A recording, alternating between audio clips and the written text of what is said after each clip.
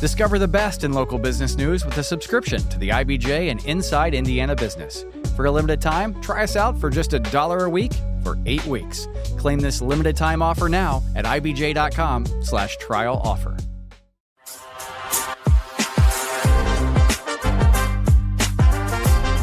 Kristen, Dane.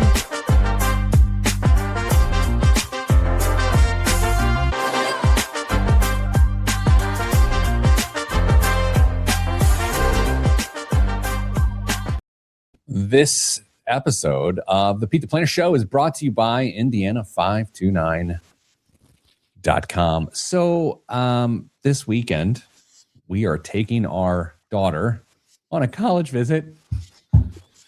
And I have a lot of anxiety around it. I have a lot of feelings. I am the grandson of my grandfather and the son of my father, meaning that I cry very easily. But I can tell you that the second before we leave the home, I'm going to my Indiana 529 account and I'm looking at that stinking balance. And I'm going to know that of all the things I'm about to worry about for the next 2 hours, paying for college is not one of those things. Look, I'm not trying to draw a difference between those who have saved and those who have not. But if you have not and the future is ahead of you, start an account at Indiana529.com today, because all of the feelings I've experienced in the last 6 to 9 months, you're welcome for not saying 6 to 7 months, are around my daughter leaving for college soonish, are pretty intense. And I can't imagine stacking on top of that, how in the world are we going to pull this off? It's crushing to even think about. So go to Indiana529.com today, open an account, start with a little. That's what I did some 16 years ago, almost actually 17 years ago. Started with not much, then just kept adding to it. And now it is an impressive amount, thanks to my wife. So anyway, Indiana529.com today. Welcoming my friends, Kristen and Dame. Hello, Kristen and Dame. Hello. I hate you so much right now. Are you crying? I hadn't thought that I'm a year away from taking my daughter on college visits.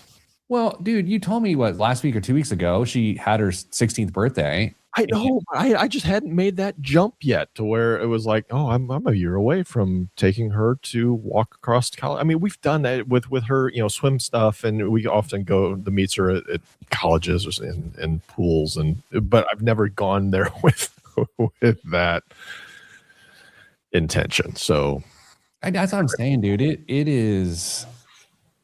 Here's the dumb part. I've been in the media now since 2005. I'm sorry. And I used to say big, dumb, bold stuff that I had no basis. I still do. But about things that I hadn't experienced, about being married for a long time or having adult kids or teen kids. And as those things start to happen, I look back at all the dumb crap I've said over the years. It is humbling, Dame. And I'll say beyond that, it's just the realness of we all have come upon financial struggles from time to time, and we have to say to ourselves, okay, how are we going to do? How are we going to pull this off? I can't imagine one that we knew was coming for 18 years, and then doing it. What that might feel like. I'm not trying to ruin anyone's life that is in that situation, but that's where we're at. Oh, hello, Kristen. Oh, hello. Kristen, the only person in the world out there benefiting from the increase in beef prices. One of the few. Yes, it's true. One of the few. We got some beef economics pre-show, or I did. Dame wasn't there yet. Fascinating stuff. Jason brings up a really interesting point that I want to talk about real quick. He says, morning, folks. I see the AI thumbnail has evolved. It certainly has. So let's talk about this. Every show, I go to AI and I suggest what we're talking about. And I use this core image that I used a really long time ago. And then I use the next week's one for the next week and the previous, whatever, it's just, it keeps growing on itself. And so what happens is AI has evolved what it believes Kristen, Dame, and I look like. Kristen has gotten younger because one couple of weeks I told it to make her look older. Dame's hair has gotten darker and somehow more substantial. Looks like Tony Kornheiser. Oh, man. Are you serious? You haven't looked? No. I haven't seen today's. Is it Is it? And I continue to get more jacked because I keep just telling. Of course, continuing to work out. Yeah, I mean, it knows. I mean, it's my AI. It knows all the questions I ask. So it's just making me more jacked. And so, Hilarious. you know, the idea about, you know, the AI is a thing, right? So the one of the bad parts about AI is it's the idea that the snake is eating the snake, that whatever information it refines, it's refining of what it missed on. And so it just theoretically gets worse and worse and worse. So the original image I plugged in was a couple of years ago when I had that original IBJ image of the three of us, an actual photo that I fed in. And to see where it is now compared to then, it's like, I feel like I've transitioned. Like we look completely different. You've got a jawline, my friend. Well, can I tell you a story about said jawline? And I need you guys to just like keep it clean, keep it tight. Hello, Danza. Hello, Rick Swink. Hello, Quincy. Hello, Andy. Okay. The fact that you're like telling us, but go ahead. Yep. Okay, this is a real thing, and I've not yet come to terms with it. Mm-hmm. So I've been on a journey, fitness-wise, and it's obnoxious because most of the things I do are obnoxious. It has now gotten me to hot Pilates. Okay. So time out. Yep. Time out. Yep. Did you take regular Pilates? Or in true Pete fashion, did you just jump straight to hot? Okay. I mean, I figured, but I had to know. Go on. Straight to hot Pilates. Dave, did you have any questions before I continue? No, I want to see where this goes. So on Tuesday, I go to my very first hot Pilates class. It's 100 degrees. It's 1 hour of Pilates. And if you're thinking, what's Pilates? I didn't know either until Tuesday morning at 6 a.m. It's really hard. Yeah. It is. We're not on machines or reformers or whatever. It's just like the floor stuff, and you're doing these. I can't even explain it. It's just hard, but I loved it. I loved it. It was hard. So I go back on Thursday. Thursday's different instructor. Okay, so like I got a feel of, oh, this is how it is on Tuesday. I go back on Thursday. So I'm in there Thursday. Let me just explain the room to you. A lot of youngs. Okay, and a lot of dudes that are fit, really? A lot of women that are barely dressed. Mm-hmm. And the men also have all their shirts off. Mm-hmm. Okay. Oh. So we're in this room. It's dark because it's 6 a.m. It's like it's hot and dark. It's not like bright and hot, which would suck. Mm. And I'm looking in the mirror in front of me, and I've got on a tank top and a cute short. And I'm looking at myself in the mirror, and I'm thinking, hey man, good work this year. It was literally 1 year since I started working out, and I'm looking at myself in the mirror. I'm like, okay. And so I'm in the class. I start sweating, and I'm dying. Like it's hard. I'm sweating so much. I'm hot. I'm like physically hot. And so I'm like, look, I am not at a point in my life in which I want to take my shirt off in public. I'm not there. But man, I look good in this mirror. Like I feel something about the lighting. I was looking good. Took off my shirt. Okay, so now my shirt's off. 30 seconds later, the instructor turns on the lights. And I felt personal. You guys, this mirror, which had me looking like an Olympic bobsledder, it was a funhouse mirror. Because all of a sudden, the lights go on. I look like beige Shrek. And so then the rest of the lesson, I'm like covering my nipples as I'm like doing things. And then I can't put my shirt back on. It's so sweaty. It'd be like, you know how that goes. And then the instructor pulls out her phone and clearly starts taking an Instagram reel or whatever it is, story of the room doing hot Pilates, and I'm in the front freaking row. And then she posts it. And thank God 24 hours is gone. I had to wait to tell you this story so that you can't see it. But it looks like an albino whale had beached in Cape Cod. like a teen whale, like has to order, like, the type of whale that it goes out to eat with its family, and the whale hostess says, "Do you need a kids menu?" And that whale's like, "Come on, man, I'm 13." That type of whale.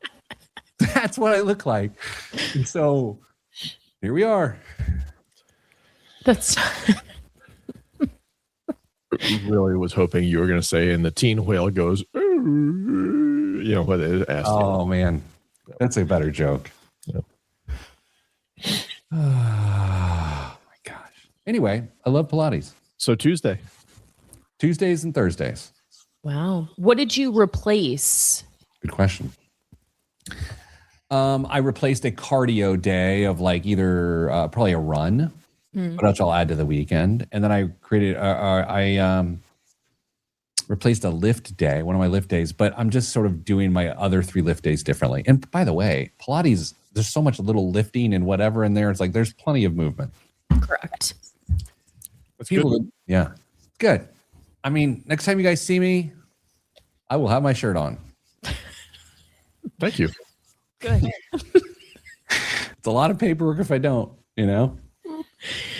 Speaking of vanity, can I ask you two a question? Please, yes.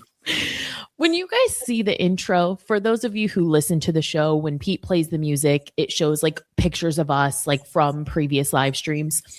Are there elements of that? Like Pete, you have different glasses in your headshots. Like, is that something that you're like, oh man, I think I liked those frames better? Because as a woman, when I see my hair blonde, I'm like, oh man, I think I liked my hair better blonde. And I just think that that's always how it is. But is that true for you guys? Or do you not even notice those things? Dame? Nope. I stopped watching the intro a long time ago. I got to be honest. I do a little dance to the music, but I don't pay attention to the intro. But no, I don't I don't look at that and think I liked my hair better when it was blonde. I don't think that. Well, that's why I gave the glasses example. Like Pete had like really like they were like really dark, plain Jane frames. Now he's got this like tortoise, I think is what they are. Tortoise shell. Yes. Not an actual tortoise. Right. Can you imagine? By the nature of my stupid professional life, there's a lot of videos and photos of me floating around. Right. And so I got over that a long time ago. Like I don't care. I don't really look. I always like my new glass for what it's worth. I always like my new glasses more than my last glasses. I never look back at an old pair of glasses like I miss those spectacles. That's fair. You guys, I chose the topic during the show last week for this week, and I liked it. Then kind of started put together some outline for it, and I still liked it. Then I started diving deep into the research on it, and guys, I'm enamored. I am excited about this show. Not to put you on the spot here, but I'm going to ask how deep you dove so that I know which direction to go. Kristen, 5 is the deepest dive, so much that you had to hold your breath as a free diver for 5 minutes with a dive belt. That is a 5. 1 is you forget what the topic is this week. What are you? Probably like a 2. I was hoping to play the role of the everyman today. Great.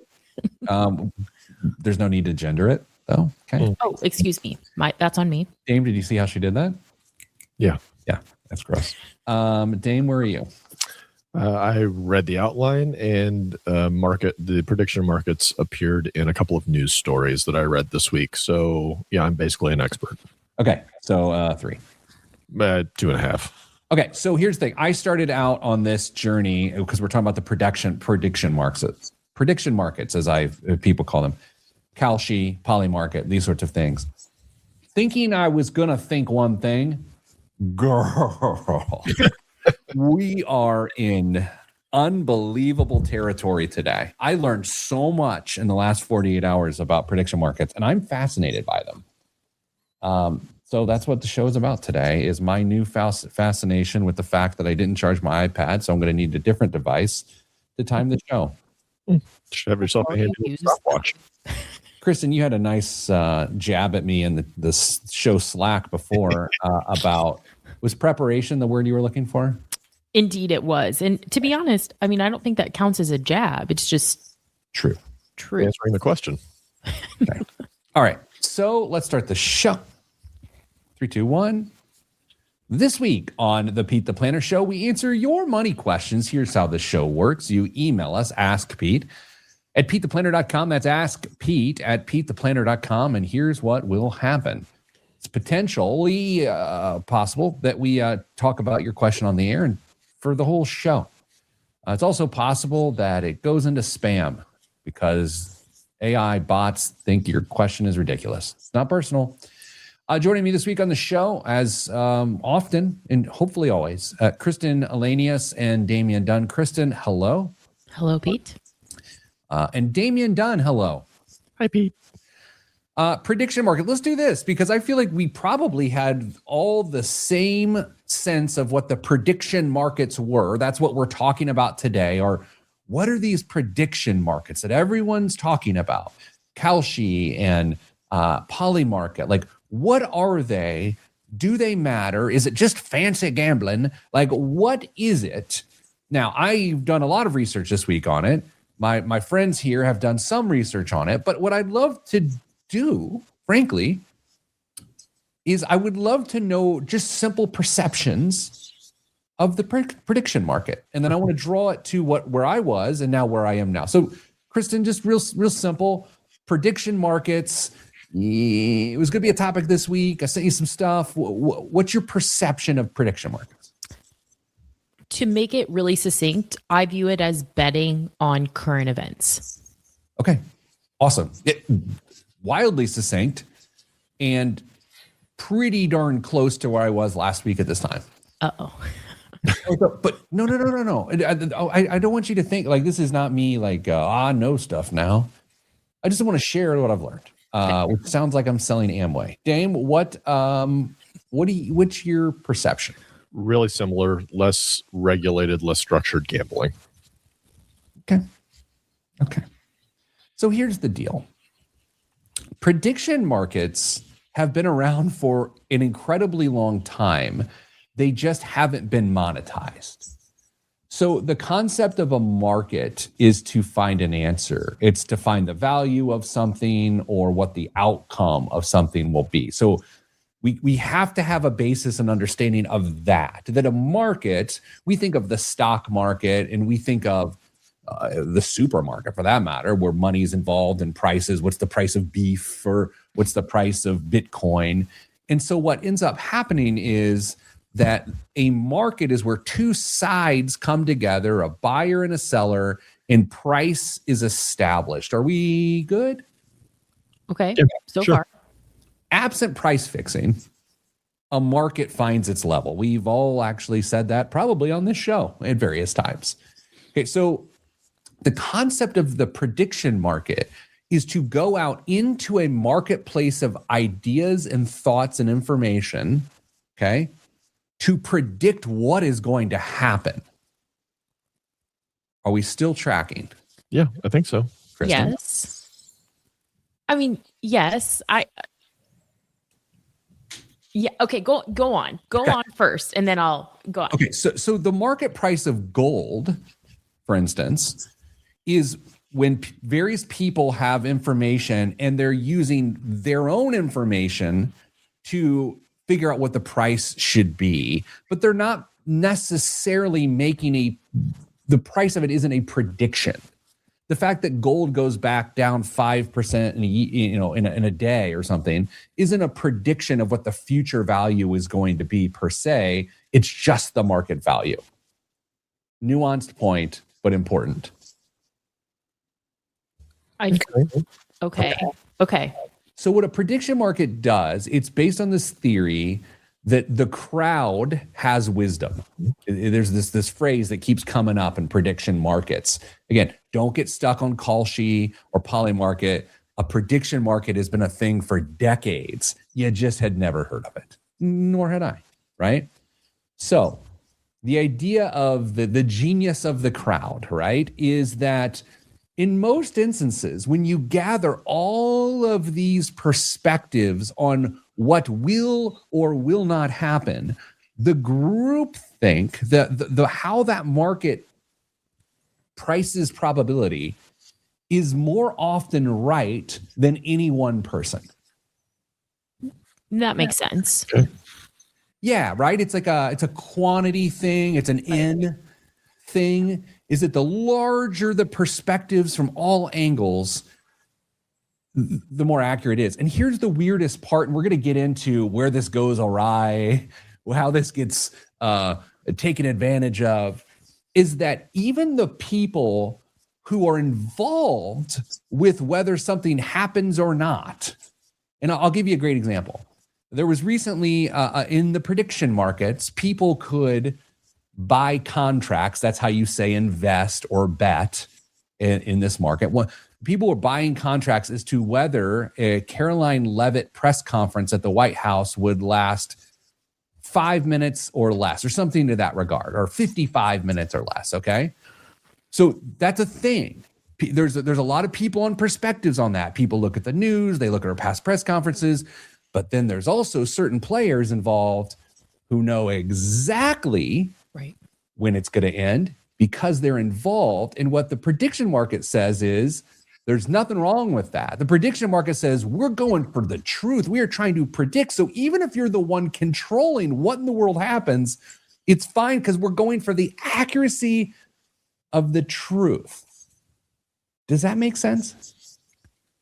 It does.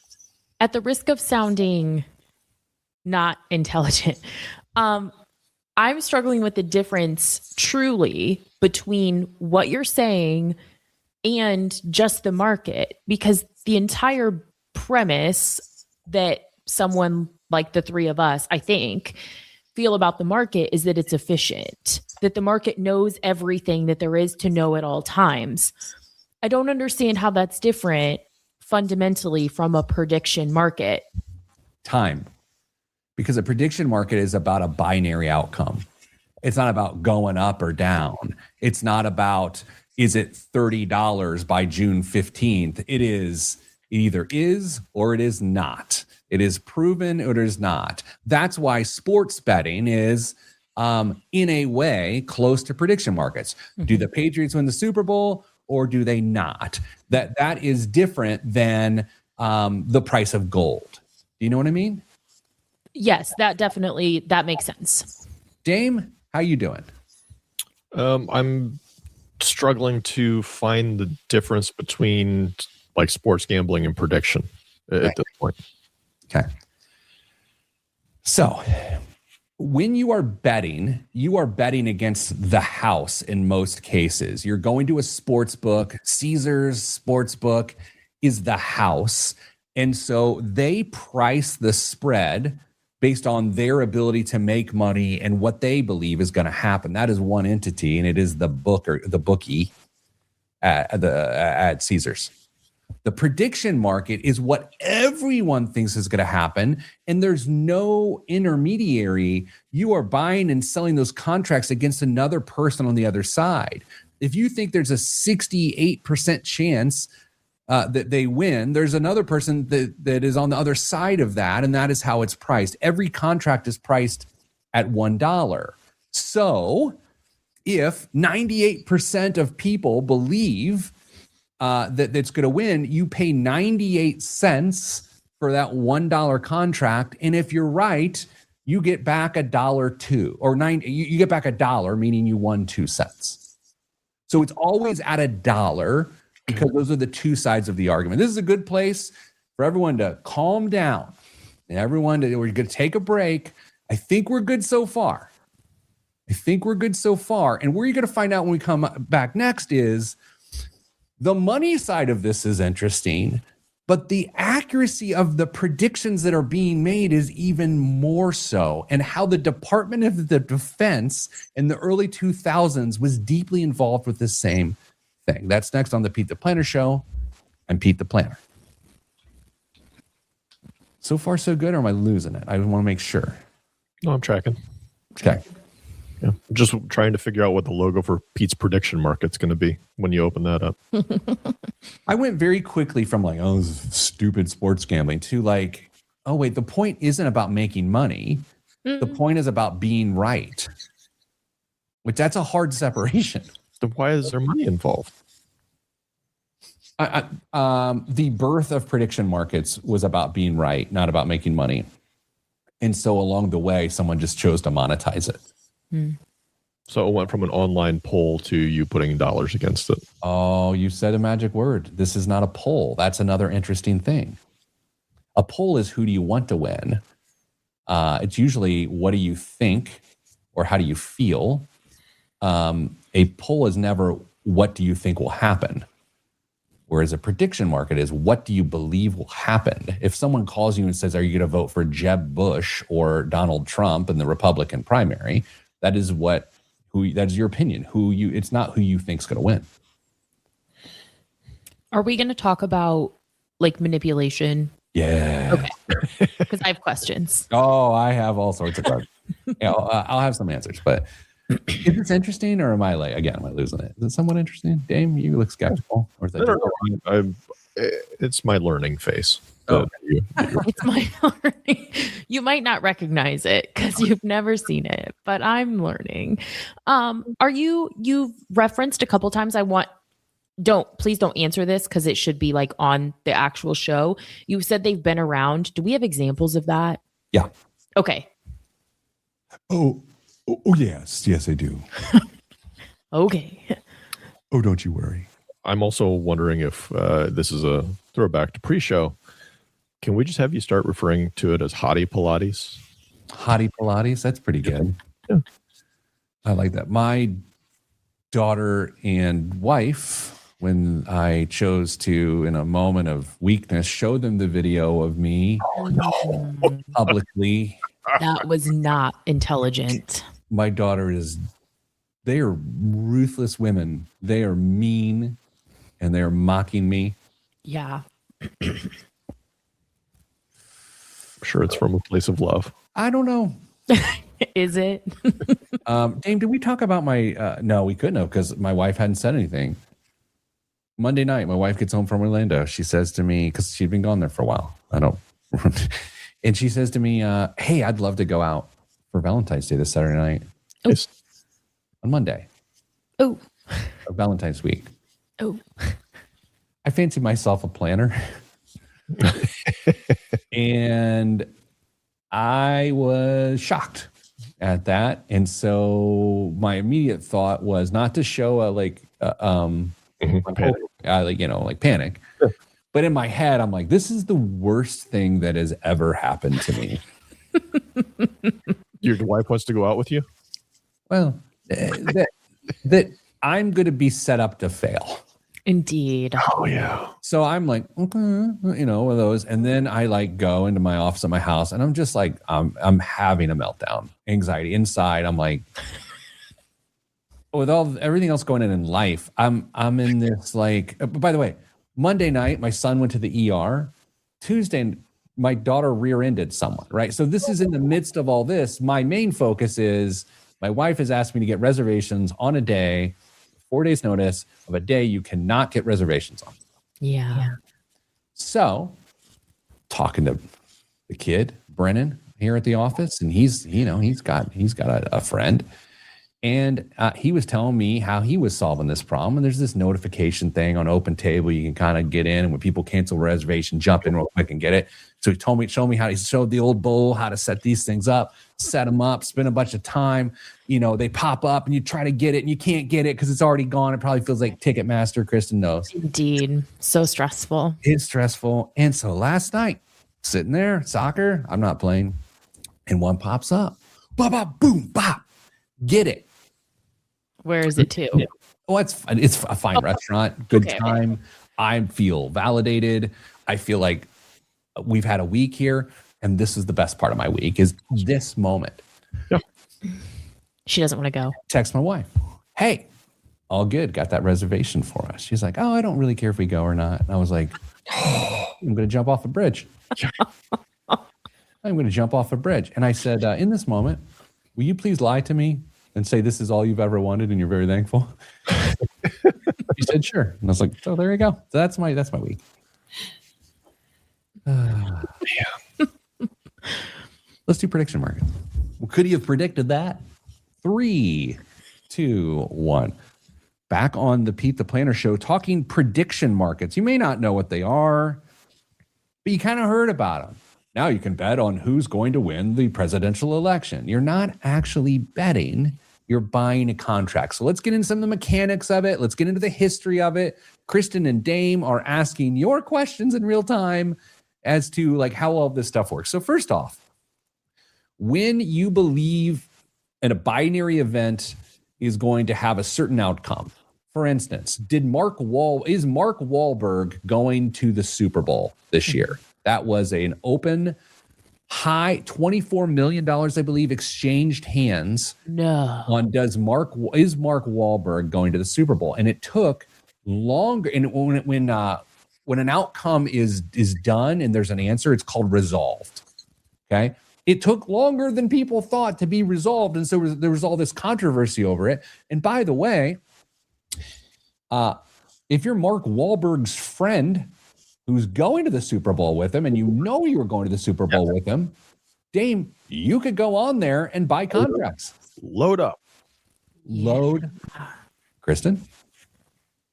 That's so interesting. So in theory, so then Mark Wahlberg's friend has the opportunity to make a bunch of money because I know he's going. Yep. But here's the thing about prediction markets, and we're about to talk about their history. They were not designed to be monetized.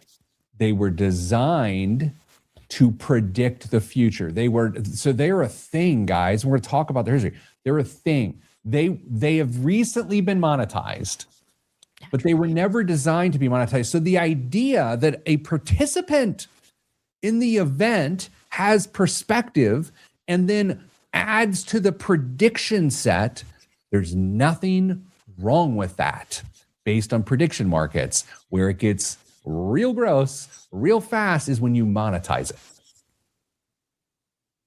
Right.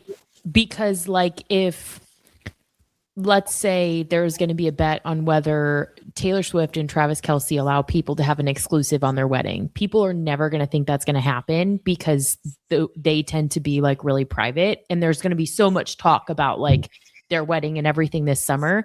And then what happens if Travis is just like, hey, this would be funny. Let's let people take the photos for the wedding. Like, that's just like the fact that one person can completely change the outcome just like blows my mind. I think it blows my mind is that Dame had that very same example. I'm really, really disappointed that you stole my thunder drawing this back to Taylor Swift. It's a Swiftie. All right. Do you guys want controversy or do you want history? I need to know where this started. Okay. One of the first modern prediction markets is the University of Iowa's Iowa electronic markets introduced during the 1988 U.S. presidential election. You and I, and by you, I meant yous, were talking during the break of what's the difference between this and a poll. What's the difference between a prediction market and a poll? A poll is based on either what you believe or what you want, not what you, I shouldn't say this. It's what you want or it's your opinion, not what you believe to happen. So my example I gave you was, think back to the 2012 Republican primary. Do you believe Jeb Bush will be the candidate or do you believe Donald Trump will be the candidate? Now, that is a prediction market. A poll is, do you plan on voting for Jeb Bush or Donald Trump? That's the difference between a poll and a prediction market. You may say, well, I'm going to vote for Jeb Bush, but you may believe Donald Trump is going to win. We do that with football games all the time. I thought the Patriots were going to win. I did not want the Patriots to win. And so that do you know what I mean? The difference between what you want and what you believe to be true? 100%. That makes complete sense now. I was not understanding that when we started this, but you're exactly right. Very different. The most popular example or sort of pop culture example of this is in 2003, the U.S. Department of Defense publicized what they called a policy analysis market. There's all this video of it at press conferences of these generals explaining how they use it and why they do it. And then there's outrage from Congress people because they think it's macabre to say, will this leader be assassinated? So what the Department of Defense was doing is they were taking internal assets and saying, do we think this government gets overthrown? And so what they're doing is taking people in different arms of the U.S. government, whether it's the CIA or the Navy, and saying, do you believe this government will be overthrown? Do you believe person will be assassinated? And so when doing that, they're gathering all these perspectives to ultimately get the best view of what they really believe will happen, because this theory has been proven over and over and over again that the crowd has wisdom. The more people you ask, the closer to get to it. And one of the most popular examples of that is this professor had this jar of jelly beans in his college class, and he said, how many jelly beans are in here? When you took the group think and averaged them together, everyone's guesses, it was more accurate. It was within 2% of what was really in there, and it was more accurate than any one guess in the room. You know what I mean? Interesting. It is interesting. So my question to you is, to what degree does the group think or perception then influence the event? Like the example that you gave of like a government being overthrown, when there are multiple people making a decision and they see that public perception is that this is going to go one way, like how does that influence the decision makers' decisions? That's a good question. Let me circumvent it because I don't know the answer to it. But let me offer you what I do know. Okay. This became a controversy during the Biden administration because what was happening was in these prediction markets specific to the presidential election, Donald Trump was being predicted as the winner. Mm-hmm. By the way, it happened. But Kristen, to your point, this is where it got weird, is that money was flowing into the monetized prediction markets to influence that more people thought Trump would win than Biden.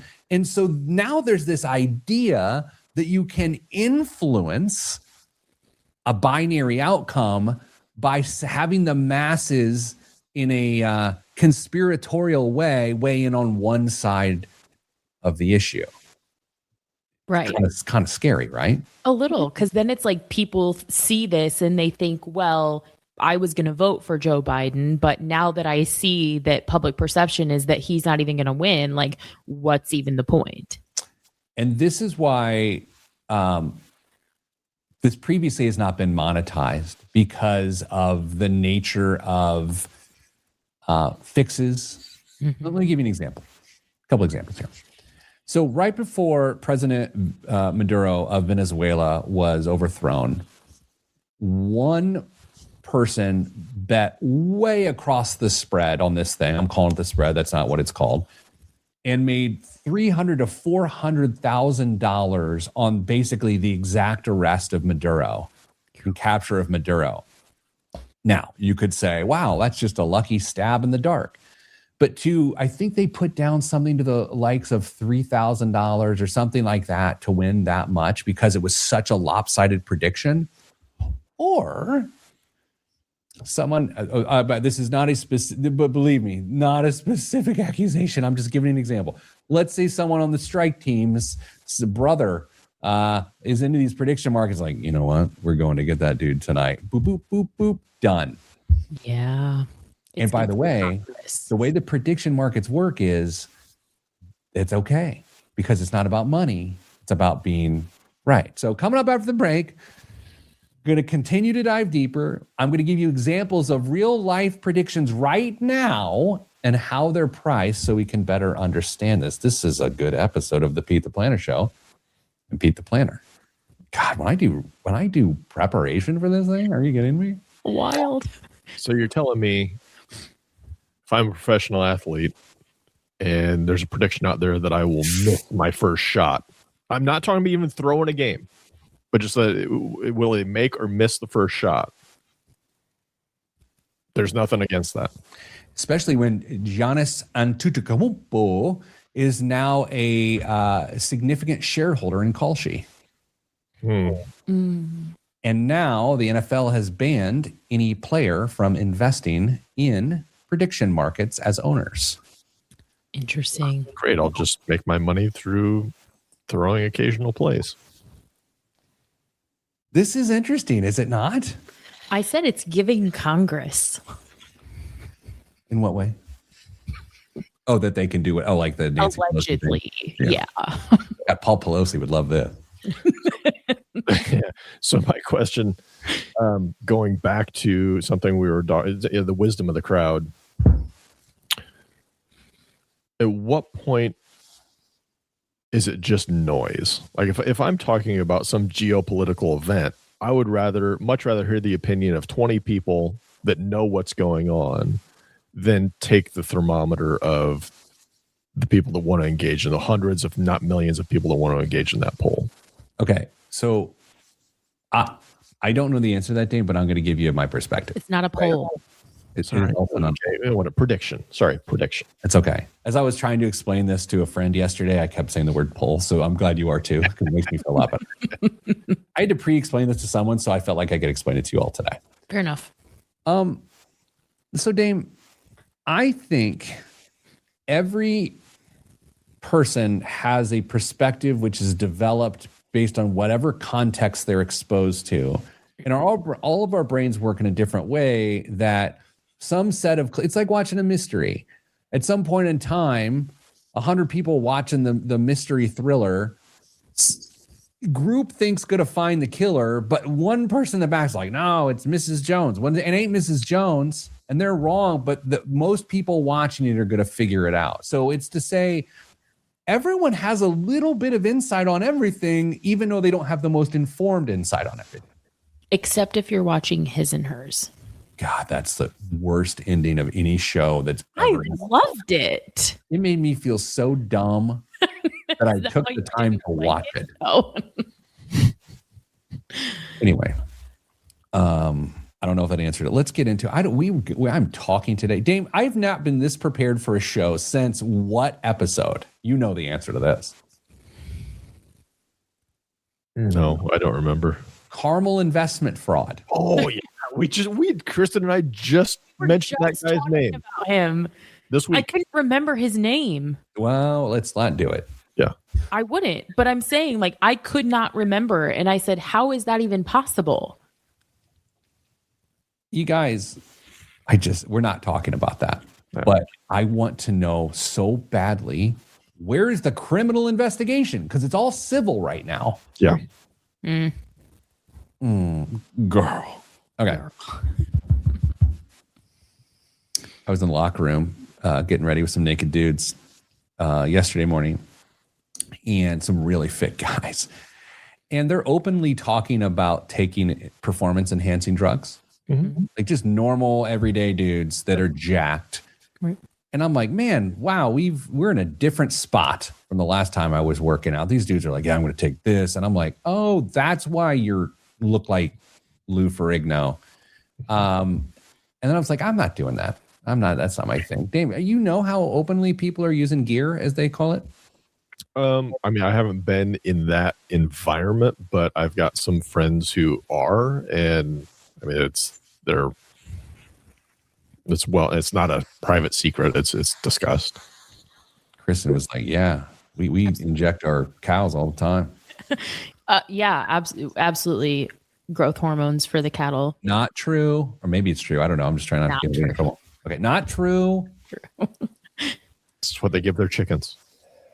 Before they hatch. 3, 2, 1. Back on the Pete the Planner Show, talking prediction markets. I'm hoping you're learning something today. Prediction markets 168 hours ago would be described as me as fancy gambling. Kristen described them as prediction on current events, bets against current, something like that. And Dame had something derivative of that. But today, I want you to understand that prediction markets are a thing that have been around for decades. It was never the point of prediction markets to have them priced and monetized. The goal of prediction markets was to use how markets work to predict a binary outcome. Let's get exactly what that means, Dame. Right now on Kalshi, there is a, what do they call it? I want to say a bet, but I think it's, well, I like, what do you call a situation, an event? Here it is. Government shutdown on February 14th, 2026. Okay, right now, if you believe there's going to be a government shutdown, it would cost you 92 cents a contract, okay? And it would return to you 8 cents. 8 cents. You would make 8 cents on that. If you believed that there isn't going to be a shutdown because your head is buried under the ground, 8% of people believe that. And so instead of getting a 1.08% return, you're getting an 11.74x return. Okay. So instead of going 1.0x, it's hard to say, 1.08x. Okay. So you take what you put in times 1.08. In this case, you're multiplying what you put in 8 cents by 11.74. So it's not an 11% return. I said that wrong. Yeah. It is actually a 1,174% return. And that's how the Maduro contract that we talked about in the last segment was able to put her down $3,000 and win $300,000 to $400,000. So events like that are where it's going to be gambling, because then somebody who just wants to go in, I'm not saying that most people aren't using it truly as prediction, but then there's going to be Damian Dunn says, hey, this is only going to cost me X amount of dollars. And if the government actually manages to pull it together, I really get to benefit from that. Dame, I think she said that in a really smart way, because prediction markets are about what people think are going to happen. Kristen just described what people want to happen for their own economic benefit. And that's where this gets crazy, is that people will take the other side of the bet, not because they think it's going to happen, but because they want it to happen, which then, in theory, lessens the predictability of said event, but also pays out the people who are likely right. Yeah, I mean, if I'm looking at that bet right now, and I think, you know what, I don't think that's accurate. I only think there's a 70% chance that we go into shutdown. 30% chance things happen all the time. So that's a reasonable risk for me, and I can put $50 on it. And if I'm right, great. And if I'm not, $50, I'm out. But who cares at that point? All right, Kristen, how about this one? I don't like it. Will Bernie Sanders, what will Bernie Sanders say during his Durham rally? Will he say the word middle class? Will he say the word Bernie? Will he say immigrant and immigration? The rules are this. Each one of these has rules. If Bernie Sanders says Bernie as part of Fighting Oligarchy Tour, Durham, North Carolina, then the market resolves to yes. Sources from the New York Times, the Associated Press, Reuters, and all of this are what is used to determine whether this resolves to yes. That's pretty crazy, because if you are the chief of staff for Bernie Sanders and you say, hey, I just put, I just paid 61 cents a contract to then gain 49 cents or 39 cents a contract, just say the word middle class and I make money. And if you're the speechwriter, put it on the stinking prompter. Dame, What the heck, bro? Yeah, I mean, I'm glad they're using sources that they'll be able to double check and make sure this happens. Transcripts and all that fun stuff. But some of these are just way too easy to manipulate. If people wanted to take that route, I mean, if because this isn't going to be the only one for Bernie Sanders or a political pundit or a political figure or sports figure. These are way too easy to manipulate. Way too easy. To your point, Dame, I think it's when one person can change the outcome. That's where your hang up probably is. Whether the Seahawks win the Super Bowl is like, well, that's contingent on lots of people coming in together to manipulate this. That'd be crazy if the whole team threw the Super Bowl. But it's like, this just takes one person. Like, Bernie's not watching the prediction market, and his speechwriter is, and says, this could go pretty well for me, ladies and gentlemen. Will Pete take his shirt off at Pilates next week? Pete gets to decide whether that happens or not. Exactly. I think the people decide. The thing is, no, people didn't hear that story before the show, Kristen. Oh. That was just an example. Democratic nominee for president in 2028. Currently, Gavin Newsom has a 32% chance, Alexandria Ocasio-Cortez at 9%, and Josh Shapiro at 8%. Dame, if you purchased a contract at 32 cents, then you would make 68 cents on that in the event that that Gavin Newsom becomes the Democratic nominee for president. And I'll be honest with you, and I read this morning, I thought to myself, that's kind of what I think is going to happen. Seems like easy money. And at 32%, that's a pretty big return. Great payout. It's a stupendous payout. Which one is this on? I'm going to create an account as soon as we finish here. I'm not. Yes. I have a logistics question. How does so you get the payout for when you buy in, regardless? Because someone buys the other end of it. Yeah. Got it. So it's like, if right now it would pay you out, 60 cents or whatever, as you get closer, whoever has bought the other side has less of a return, even if the outcome is what you both predicted. Yeah. Wow. How about this? Fed decision in March. No. Fed maintains the rate. 93% of the prediction market says nothing's going to happen. 7% says it's going to cut at 25 bips, and 2% of people say it's going to cut more than 25 bips. 2% of people are wrong. Okay, so 2% of people, you buy those contracts, you get, I can't do the math on it, but thousands % return. Mm-hmm. And by the way, there are people that theoretically know this. Truly. Yeah. So, Kristen, now that we've talked about prediction markets on the show today, what do you think of them now that you more deeply understand them? I understand them, and I wouldn't say that as a rule they're gambling, but monetizing them is gambling. Like, this is where we are as a nation, and I feel sad about it, to be honest. How about this, Dame? Pro basketball slam dunk contest participants.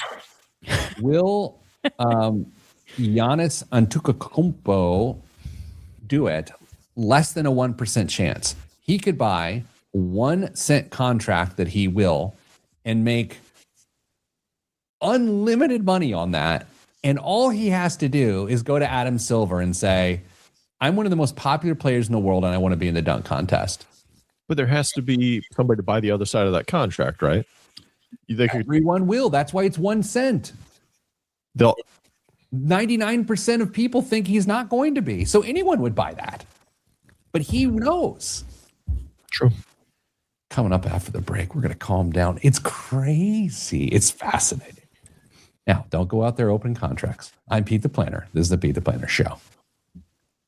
Dane, when I was reading through some of these today, I was like, I got it. What do they need for an account? Why am I way more interested in this than any sports gambling site right now? I agree. I think it's the political stuff that's the most interesting. So the categories that are here are politics, sports, culture, crypto, climate, economics, mentions. Oh, we got to look at that. Companies and financials. Let's look at mentions. I'm going to put a suggestion in our company suggestion box that one of the benefits we have is like a company $50 donation to prediction market account of your choice.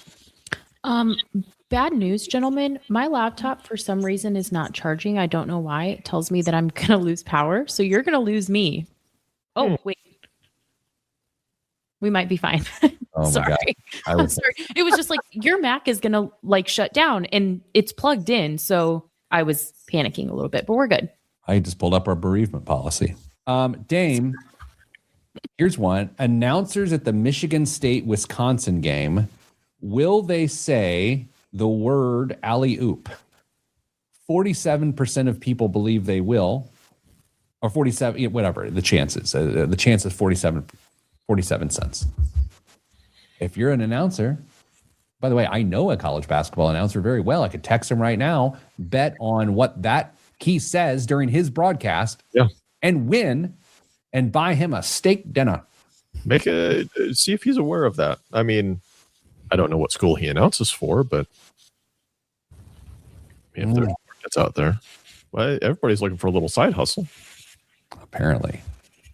Sometimes I hear about these things, I'm like, I am going the wrong way about all of this. You ever feel that way? Yeah. Yeah. Okay. Let's keep going because I am chatty today, and that is a problem. That ain't it. Sorry, everybody. Okay. Biggest waste of money in the week in 3, 2, 1. This week's biggest waste of money of the week, right here on the Pete the Planner Show, is the Quasar Con Chester lounge chair, transparent PVC and chrome-plated steel. Define the Chester lounge chair, the inflatable icon from Quasar Con's 1968 aerospace collection. It bears the manufacturer's mark Aerospace Quasar, made in Francais. Dubbed a mad scientist by peers, Con's diverse work spanned ships, planes, architecture, cars, and furniture. While engineering Canada's Manicouagan 5 dam, he replaced toxic mercury and lead with compressed air. A breakthrough that inspired his inflatable furniture line. The aerospace collection became a milestone in furniture design, exhibited at Centre Pompidou, MoMA, some other fancy places. Anyway, you can buy this inflatable chair. I got to be honest with you. There's an Urban Outfitters at the Fashion Mall at Keystone, and this looks like that side table of crap they have, and this inflatable chair looks like something you could buy there. And with that, Kristen, I go to you. How much is this Quasar Con Chester lounge chair, this inflatable chair? Based on the way the copy was written, I fear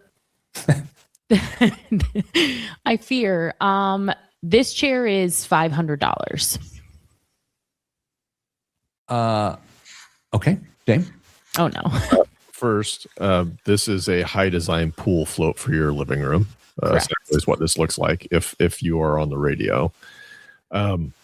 Second, I already know what this is, so I cannot participate. I abstain. They bought one. How do you know? I had to do a bomb for the news this morning for what I record, and this just happens to be the one I used. Wait, you go to my site. I must have. Kristen, the fix is in. The prediction markets would say that Dame has found the site of which I go to pull these and is cheating. The fix is in. Dame should have bet that he was going to get the biggest waste of money of the week this week. How much is it? $18,300. It looks, if it was pink, I would tell you that this was in my Barbie dream house as a child. Oh. It's good to know. I wouldn't have suspected you as a Barbie Dreamhouse gal. What? And Polly Pockets. Oh, well, I am that. Dame, what is in the news this week? If the AI boom runs on electricity, it's being financed with something far less futuristic: bonds. This week, Alphabet raised nearly $32 billion in under a day, including a rare 100-year bond offering this much annually. Pete, did you see how much this bond from Google offers for 100 years? The percentage? Oh, like, yeah. What's the coupon? 10%? I didn't see it. Gosh, no. Okay. Good. It's No. way lower than that, apparently. Sixth and an eighth. 6.125. That's high for That's 100 high. years. 100 years. Why would you not buy that? I don't know. Well, apparently a lot of people wanted to because it was. This didn't put it in there. They were way more dollars were thrown at them than they had available in bonds. Oracle did the same thing not that long ago. They offered $25 billion in bonds, and investors tried to throw $129 billion at them for the Because what? Google is so strapped for cash. No, it's just a cheaper way to not dilute shareholder value. They talk about For 100 years. Yeah. Debt. AI's forever, Kristen. But yeah, lots of cash being raised by tech companies because, well, they're going to spend a whole lot. Alphabet's going to ramp capital spending from about $91 billion next year to $185 billion the year after that. Microsoft, Amazon, Meta, and hyperscalers projected to spend roughly $700 billion this year alone, more than 60% last year on AI construction. Dame, did you invest in that? And that's how you're able to afford those Quasar Con Chester Lounge shares at your house? 2. Yeah. What else is in the news? A new report suggests financial stress is spreading higher up the income ladder in the United States, not just among lower income households. Higher earning Americans are increasingly falling behind on key bills like mortgages, credit cards, and auto loans as debt mounts and living costs outpace incomes. Credit counselors say the average client now earns around $70,000 a year and is carrying roughly $35,000 in unsecured debt, about double pre-pandemic levels. Delinquency rates on household debt climbed to their highest point since 2017 late last year, with credit cards and car loans showing notable increases. Experts point to rising costs, elevated interest rates, and softer job markets as key pressures squeezing budgets. Even those who once had financial buffers are finding themselves relying on credit to cover essentials. And some analysts warn this trend could dampen consumer spending. See Kalshi for more details. Just good. Kalshi was. Yeah. Look, I'm going to say something that's not popular. You spend too much money. Okay. That like it might dampen consumer spending. Good. We can't afford it. I'm sorry. If the unsecured debt of a client who has $70,000, they have half of their household income in unsecured debt, we need to reduce consumer spending. My first thought in hearing this story is the K-shaped recovery of the economy is the bottom legs getting a different shape. I think the K shape, it's a capital K. Is that the one that like it's got the shorter up top and then the longer leg on the bottom? Is that how that works? I don't know. Yes. Yeah, capital K. I mean, I'm a handwriting expert, as you guys both know. So I think that's right. Speaking of the paragon of spending decisions, the U.S. government's budget hole is poised to get a lot deeper, according to a new forecast, not prediction market, forecast from the nonpartisan Congressional Budget Office. The watchdog projects that the federal deficit will be nearly $1.9 trillion this year and stay around that level for the next couple of years before climbing sharply over the next decade. By 2036, annual shortfalls are expected to exceed $3 trillion. Driven largely by rising interest costs on national debt, an aging population, blame it on the old people, sure, and growing healthcare obligations. That means more of the government's revenue will go towards paying interest on borrowed money, squeezing funds available for things like defense, infrastructure, and social programs. Public debt is projected to exceed 120% of GDP, topping its post-World War II peak. Even though recent tax cuts and tariff revenues help in the short term, analysts warn the fiscal path is not sustainable without changes to spending or revenues. How much money did they get paid to come up with that analysis? Hey, we spend too much money. Yeah. I have a story. About spending? I have two stories. No, news stories. That one. 45% of young men ages 18 to 25 have never approached a woman for a date. And that... How many? 45% have never asked anyone on a date. That is to say that is why we have an aging population. Maybe they just get asked out. Yeah, that's totally it. Another news item I have for you all about the prediction markets, and I didn't want to mention this in the show because it is a news item and it is not exactly... Anyway, Donald Trump Jr. in January of 2025 was appointed a strategic advisor at Kalshi and also serves as an advisor and investor in Polymarket. So if you want to talk about how these things could potentially be influenced and monetized, the President of the United States namesake is a strategic advisor to both. I told you it's giving Congress. Yeah, I think that's given executive branch, Queen. All right. Well, hey, I feel like people learned something today. I mean, not always on this show. Yeah, True. I did. All right, Dane, big plans for the weekend, Valentine's Day. Of course not. Kristen, No. I'll be disappointing my wife. All right, everybody. So thanks for listening or watching or whatever it is you do, feeling. Sending you good vibes because good vibes are all that's in the budget. I'm Pete the Planner, Pete the Planner Show. That was a good show. I think that was a good show. I kind of liked it. Yeah. I threw that little news nugget at the very, very, very, very end because I don't want people to think that this was like all an attempt to like politicize something, but that doesn't feel right. Totally get it. I mean, hell, as far as I know, Hunter Biden is also an advisor to both those places. You know, who knows? I don't. Truly. All right. We did it. Yay. Not one Bad Bunny reference. Wow.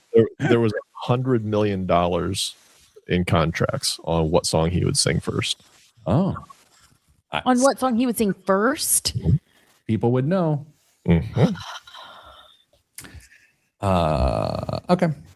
Well, thanks, guys. We went long. That's my fault. Kristen, good to see you.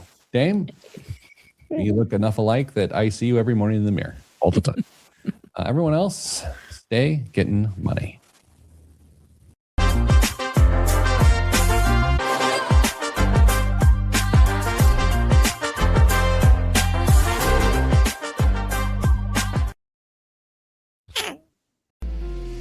Whether it's healthcare innovation, major infrastructure, or global sports impact, Inside Indiana Business with Gary Dick tells the stories of Indiana's groundbreakers and game changers. It's the must-listen show for business, civic, and community leaders across the state. Subscribe and listen wherever you get your podcasts or at ibjpodcast.com. Do you want to know what really drives change in Indiana? You won't find it in sound bites, you'll find it in stories. Stories from CEOs, lawyers, coaches, entrepreneurs, and community advocates. That's the IBJ Media Podcast Network. Insightful, local, impactful.